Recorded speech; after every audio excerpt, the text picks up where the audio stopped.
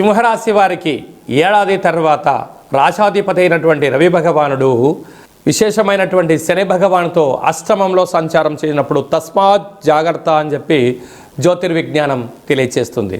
సింహరాశిలో ఏ ఏ నక్షత్రాలు వస్తాయనగా మఖా నక్షత్రంలోని 4 పాదాలు, పుబ్బా నక్షత్రంలోని 4 పాదాలు, ఉత్తరా నక్షత్రంలోని 1 పాదం కలిపితే సింహరాశి. రాశాధిపతి రవి భగవానుడు. రాశిలోనే కేతు సంచార స్థితి, సప్తమంలో త్రిగ్రహ సంచార స్థితి, కుజదోషము, అష్టమంలో ఏడాది తర్వాత రవి భగవానుడు శని భగవానుడితో సంచారం చేయనప్పుడు చాలా గడ్డుకాలంగా భావించగలగాలి.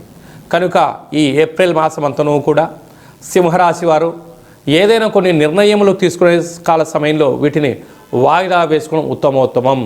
దూరావాయు జల ప్రయాణాలు చేసేటప్పుడు ఎన్నో జాగ్రత్తలు అవసరమని చెప్పి కూడా గుర్తు పెట్టుకోగలగాలి. క్రయ విక్రయాలు చేయకపోవడం, షేర్ మార్కెట్లో పెట్టుబడులు పెట్టకపోవడం ఉత్తమోత్తంగా భావించగలగాలి. కనుక చైత్ర పూర్ణిమ సందర్భంగా రాత్రిపూట ఒక వెడల్పాటి పాత్రలో నీరు, కుంకుమను వేసి మీ మనసులో ఉండబడిన కోరికను నెరవేర్చాలని చెప్పి ఆ చంద్రభగవానికి దండం పెట్టుకొని ఆ యొక్క విజయ తిలకాన్ని మీరు పెట్టుకోగలిగినట్లయితే సకల దోషాలు తొలగిపోతాయి.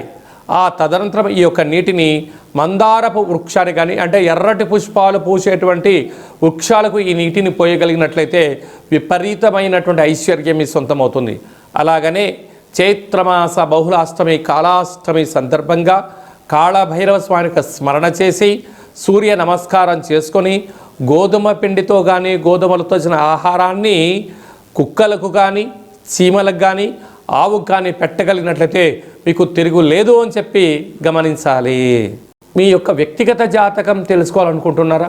మీ యొక్క పేరు, పుట్టినటువంటి తేదీ, నెల, సంవత్సరం, పుట్టిన సమయం వ్రాసి వాట్సాప్లో పంపించగలిగినట్లయితే 100 సంవత్సరాల జాతకాన్ని వ్రాసి పంపించి మీరు పుట్టినప్పుడు గ్రహ గమనాలు ఎలా ఉన్నాయి, ప్రస్తుతం ఎలా ఉంటున్నాయి, రాబోయే కాలంలో ఎలా ఉంటున్నాయి, ఈ తెలుగు ఉగాది పండుగ నుంచి ఆదాయ వ్యయాలు, ఎలాంటి కార్యక్రమాలు ఆచరింపచేయాలి, ఎలాంటి కార్యక్రమంలో మనం విజయం సాధించబోతున్నామో అన్ని విషయాలను మీకు సవివరంగా సంపూర్ణంగా తెలియజేయడం జరుగుతుంది.